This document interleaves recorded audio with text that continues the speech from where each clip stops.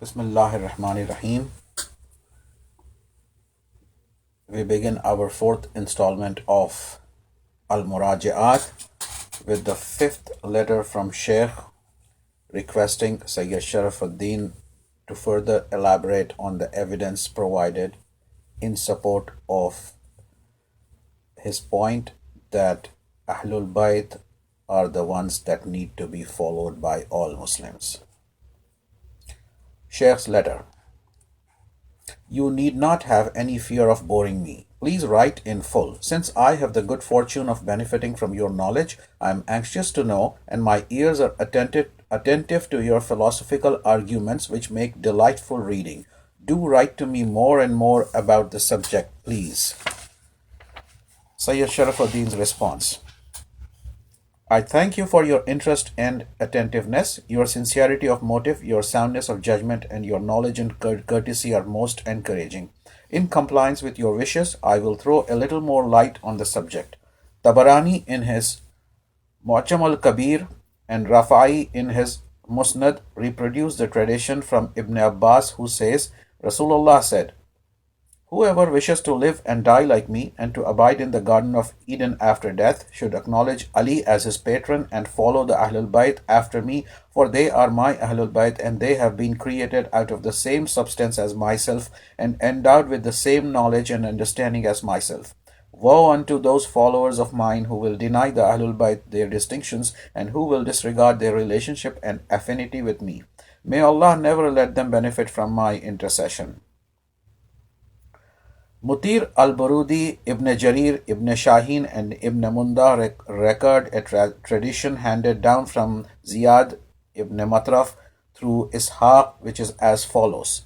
I heard the Messenger of Allah say, Whoever wishes to live and die like me and enter that heaven which my Lord has promised me, namely the everlasting heaven, should acknowledge Ali as his patron after me, and after him he should acknowledge the sons of Ali, because they are the people who will never leave you outside the door of guidance, nor will they let you enter the door of misguidance. Similarly, it is related to Zayd ibn al-Arqam that Rasulullah said, Whoever wishes to live as I have lived, and die as I will die, and to enter that garden of eternal bliss which Allah has promised to me, let him make Ali his ruler, because he will never lead you out of the path of true guidance, nor take you into error. Ammar ibn Yasir, may Allah be pleased with him, related that Rasulullah said, I charge everyone who believes in me and has affirmed the truth of my claim to love Ali ibn Abi Talib, for whoever hates him hates me, and whoever hates me hates Allah the Almighty.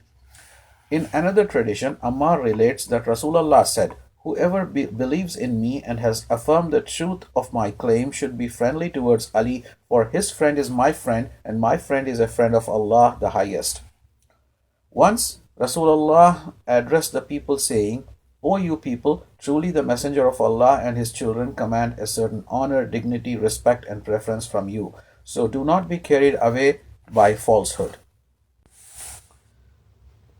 This last hadith is from Sawaiq Muharraqa, and the previous two hadiths narrated by Ammar ibn Yasir are from At-Tabarani. In another tradition, Rasulullah said, In every generation of my followers there are going to be just and righteous members of my Ahlul Bayt to counteract the alterations and corruptions which the misguided people will try to make in my religion, to remove the false allegations of the untruthful, and to contradict the misinterpretations of the ignorant. Beware, your imams shall be your representatives before Allah, so be careful whom you adapt as your representative. Reference is Sawaiq al-Muharraqa. Rasulullah said, Do not go ahead of them, lest you perish, nor lag behind them, lest you perish also, and do not teach them, for they know more than you. He also said, Regard the Ahlul Bayt among you as the head to the body or the eyes to the face, for the face is guided only by the eyes.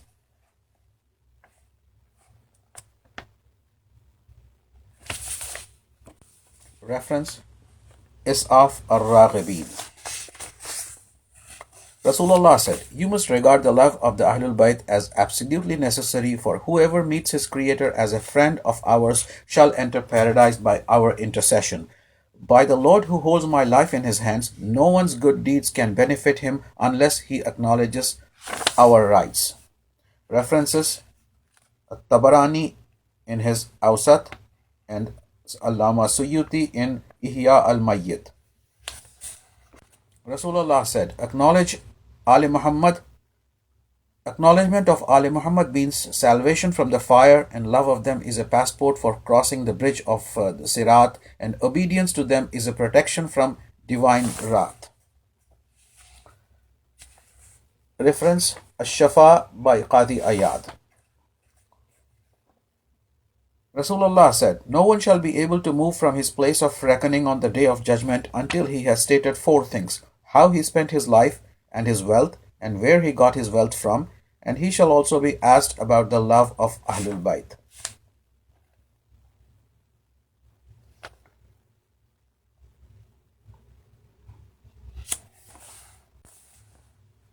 Reference: Suyuti in Ihya al-Mayyit. Rasulullah said, "If anyone stands firmly between the Rukn and the Maqam and spends all his life in prayers, adoration, and fasting, but bears malice towards the children of Muhammad sallallahu alaihi wa then he will only go to hell." References: Mustadrak of Hakim, Suyuti in Ihya al-Mayyit.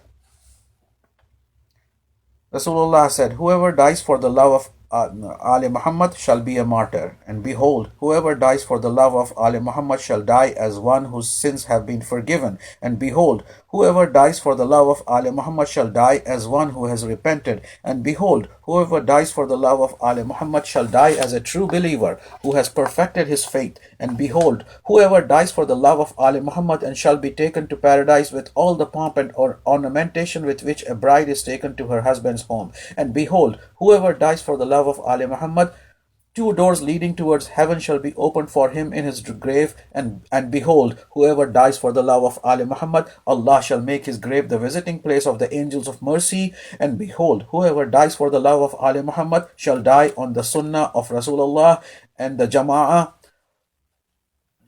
community of true believers. And behold, whoever dies with enmity towards Ali Muhammad, it shall be written on the day of judgment between his eyes that he should despair of Allah's mercy. References: Thalabi in Tafsir al-Kabir and Zamakhshari in his Tafsir. This is from the sermon Asma, which has been reported by all the Sunni authorities.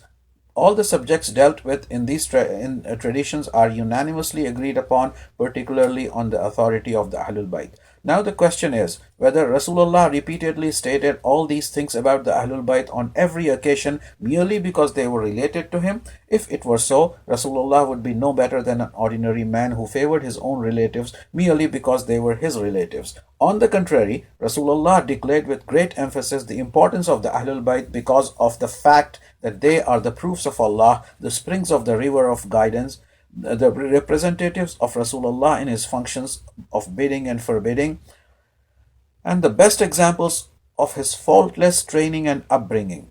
Therefore, he means that whoever regards them as his successors and as true models of his character and loves them as such shall thereby attain the love of Allah and his Rasul, and whoever bears them enmity is an enemy of all that is good. For Rasulullah had said, "Whoever loves us is a true and pious believer, and whoever hates us is a miserable hypocrite."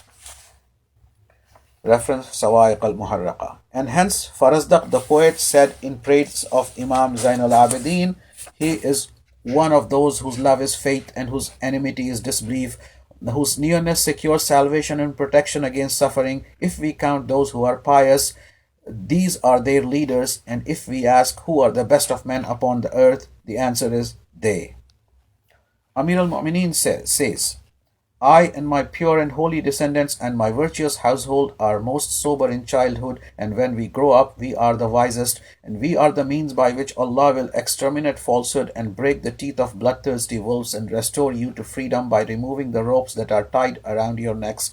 Allah commences all things through us and completes all things through us. Reference Kanzul Ummal. Therefore, the reason we have adopted the faith of the Ahlul Bayt to the exclusion of all others is that Allah Himself has given preference to them only to the extent of making the invocation of blessing upon them a part of our essential daily prayers, so that a prayer wherein the blessing on Muhammad and Ali Muhammad wasallam are not included is incorrect, even though such a prayer may be recited by a Siddiq or a Faruq or a Dhunnur. In fact, it is absolutely necessary for anyone who worships Allah to remember the Ahlul Bayt in his prayers, just as he must recite the Kalima in his prayers. This is a privilege of Ahlul Bayt before which all the Muslims must bow their heads, and even your Imams, whom you have mentioned, had to cast down their eyes in humble submission, as Imam Shafi'i, may Allah be pleased with him, says, O Ahlul Bayt of Allah's Messenger, your love is a duty imposed upon us in the Holy Quran. It is enough among your great privileges that whoever does not bless you, his prayer is void.